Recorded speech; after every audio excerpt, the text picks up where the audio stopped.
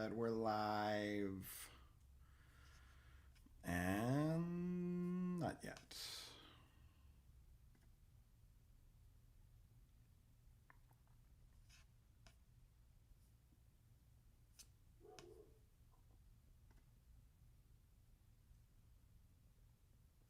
Here we go. Okay.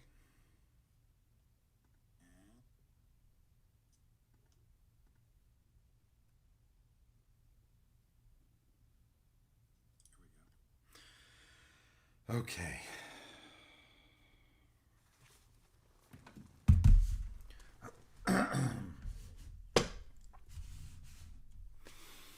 Welcome to our Luminous Wednesday. Wednesday's the day we ask to feel luminous and to feel loved.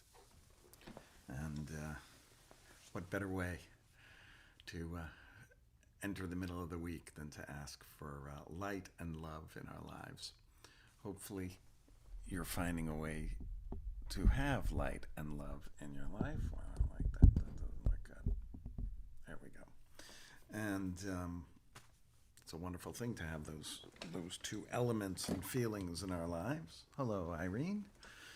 And we're continuing on with our discussion of Chukat, a very fascinating Torah portion. It has lots of stories in it. It has 3 or 4 stories that we can talk. Hello, Kathy from Oklahoma. Welcome. And the first day, boy, what did we talk about on the first day? We talked about doing things that we might not know the reason for. Then yesterday we talked a little about letting our anger get the best of us. Hello, Michelle. Today we're going to talk about another one of the kind of famous stories in this portion. But it's interesting because it's a theme that comes up many times throughout the Torah. The scene I'll set for you. Once again, the Israelites are complaining, as they will do and as people do. And they are punished with a serpent that gets loose. So the serpent, this kind of snake serpent creature or whatever, bites people and they die. Or actually it bites people and they get very sick and some of them die. And then they're like, hey, how can we ward off this snake and the illness that all of us are getting, that the snake is going around biting? And Moses is asked to make a serpent that looks just like the one that's been biting everybody, and it's to be made out of copper, and to stand on a copper stand, and on the top of it would be this snake, and anybody who looks at it is cured from the snake bite. And indeed, Moses makes this standard with the snake on the top of it, and everybody looks at it and they're healed. And what's so curious about this is the same thing that made them sick also cures them, right? They're bitten by a snake, and then they look at that same snake in a way, and they're cured. By the way, if you've ever gone to Cedar Sinai and you look up on the wall, on the outside wall of the hospital, you'll see a snake around a stick. And actually that snake is the healing snake from this Torah portion of Chukat.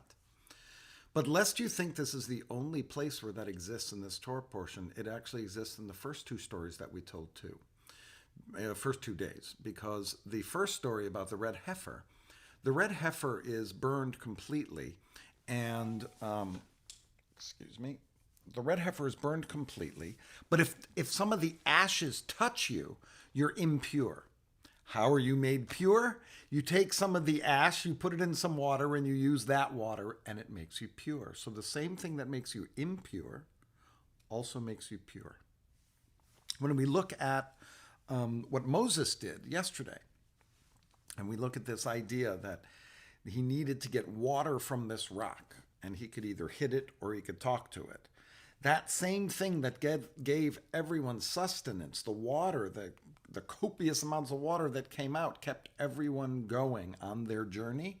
And yet it is that same act and that same thing that caused Moses not to be able to accomplish the end of the journey. So it's like that which gives us nourishment, that which makes us pure, that which makes us impure, that which gives us a disease, all of those things have another side to them that helps to cure, helps to, oh, wait a minute. If those things make you impure, if they cause you not to reach the end of your journey, if they cause you, you're bitten by the snake and you get sick, those same three things, the opposite occurs from the same place, right? The water with the ashes and it makes you pure. If he had just spoken to the rock, then he would have been sustained throughout his journey and would have been able to enter into the land. And then we have these snakes that you look upon the same exact snake and it cures you. And it brings up the idea in all of our lives that the same thing that gives us joy, the same thing that helps us, the same thing that heals us can also hurt us. The most blatant example that I can think of is medications. I know someone who broke her elbow last week and had surgery recently, and was saying, I don't know how people, can take Oxy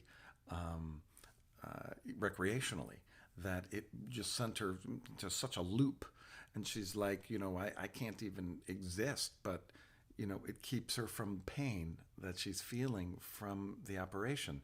So in the one hand, something that does kind of, I don't know if I would say Oxy cures you, but makes you feel better so you don't feel pain, is the same thing that can bring about a tremendous amount of pain.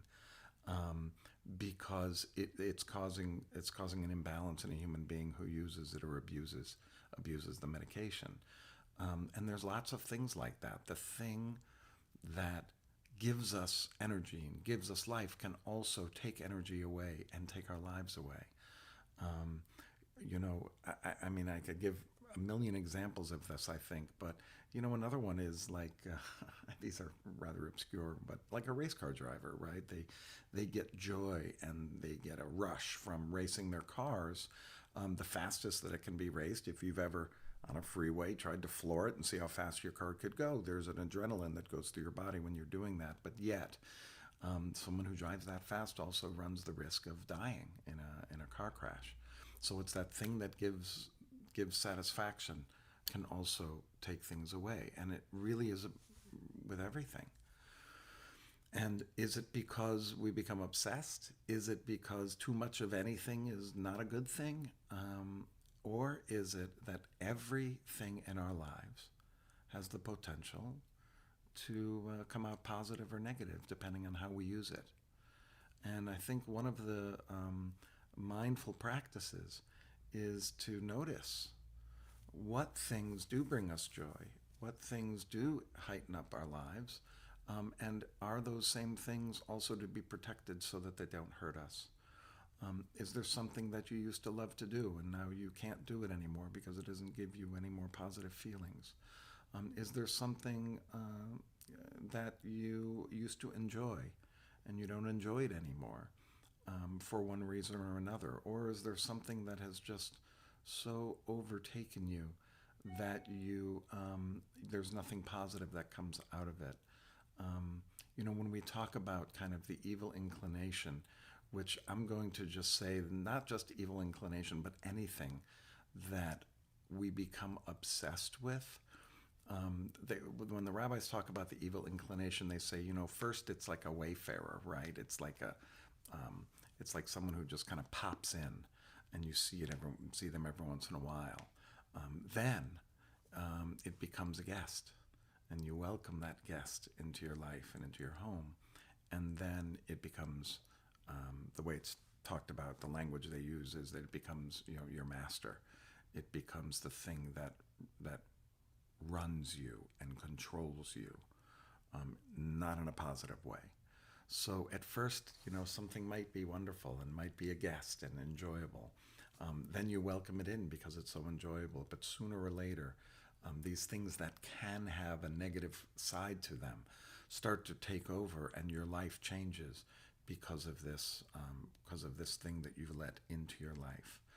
That's true for the negative impulses inside of us, but it could also be true for those things that cause us damage when we do them. When I think of that description, I think of things like alcohol and drug addiction, which once you enter into the place where it rules over you, it's almost impossible to bring yourself out. So I think one of the things that we can think about, and might come into your mind as we go quiet now in a moment, is what are those things that kind of have control over you that you don't want to have control over you, or the things that have a certain control and you wish that you could kind of temper your mind for desiring those things so that you can live kind of a more peaceful, still life. Each one of us probably has something different that kind of controls us or sends us down a dark road. And again, it always comes down to an intention and how we use the thing. The snake might bite us, but it might also heal us. So as long as it's not something that controls us, we can use it to our advantage, perhaps. So let's go. Let's move to our quiet time. We're just concentrating on our breath, as difficult as that is. I was having a talk with someone today about the kind of meditation we do, and I said, we're not spending the whole time one word that we repeat. We're trying to really find kind of this stillness and the act of being. And if we're thinking about something the entire time, a mantra or something we say to ourselves over and over, it is a certain aspect of meditation that does do that. I prefer to do it this way because I feel the process here is to bring stillness and quiet and just be. And there's enough doing. Our mind's going to do. Our mind's going to go. And so the trick of this is much more about finding that stillness, finding that peace, finding that quiet, and just being and allowing things to be as they are. So let's get ourselves into a comfortable yet strong position.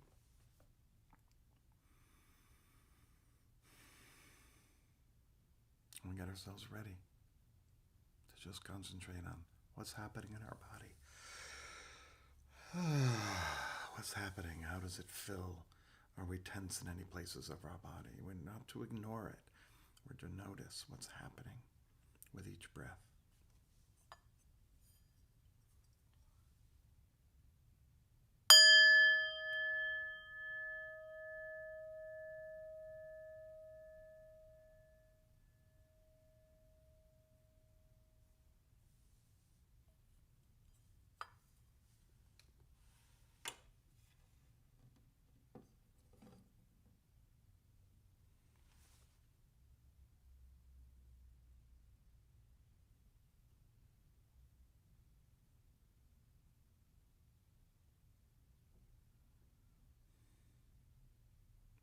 For sure, our mind is going to be active.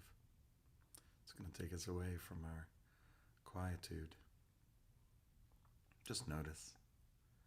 And please, with love. You don't have to be judgmental about yourself. It's difficult for all of us. Without judgment, just bring yourself back to your breath. Notice the placement of your eyes. Sometimes our eyes need to be in a certain position to be able to really think about how our stomach is moving, how the breath goes in and out.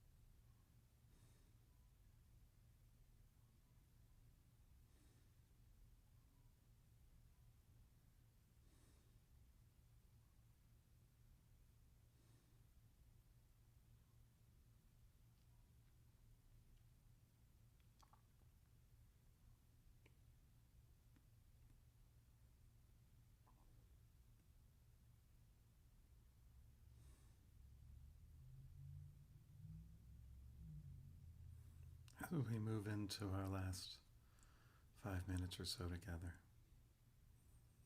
let us ask for two feelings on this Wednesday. May I feel luminous, and may I feel loved. The light of love, the light of enlightenment, the light of knowledge. May we be glowing and filled with luminescence. Just light, clarity. And may we feel loved. Know that someone loves you. And if you don't feel that, you can love yourself to feel loved. May I feel luminous. May I feel loved. Just keep asking yourself those two, or asking the universe for those two feelings. May I feel luminous. May I feel loved. May I feel luminous. May I feel luminous. May I feel loved.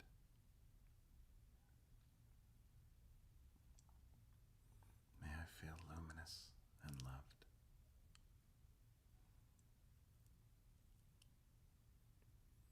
May I feel luminous. May I feel loved.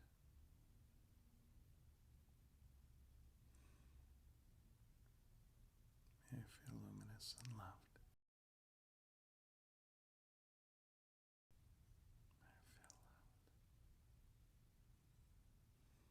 If you'd like to invite someone to come be with you in your mind's eye right in front of you, you can offer to them.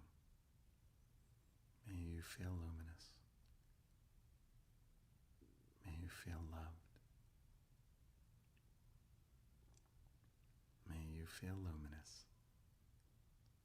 And may you feel loved. May you feel luminous.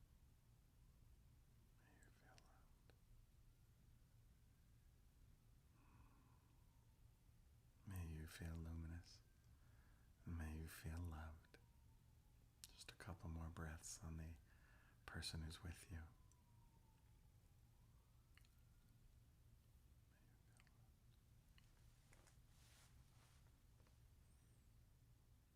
And just let's bring it back to ourselves. And in several breaths, keep asking, may I feel loved? May I feel luminous?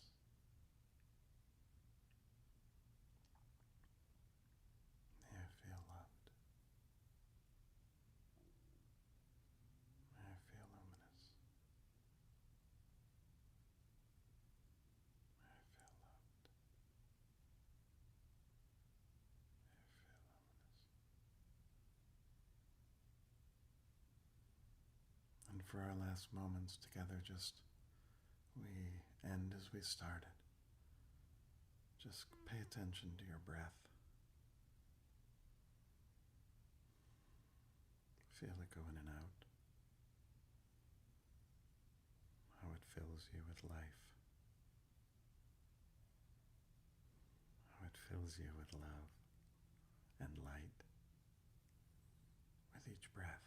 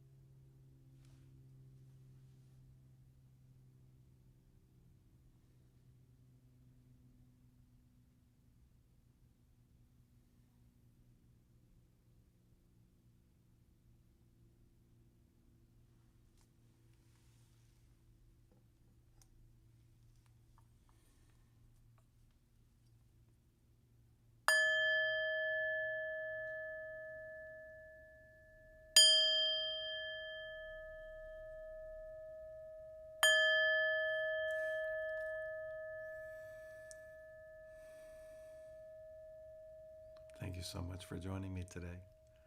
I hope that you were able to find some stillness and peace.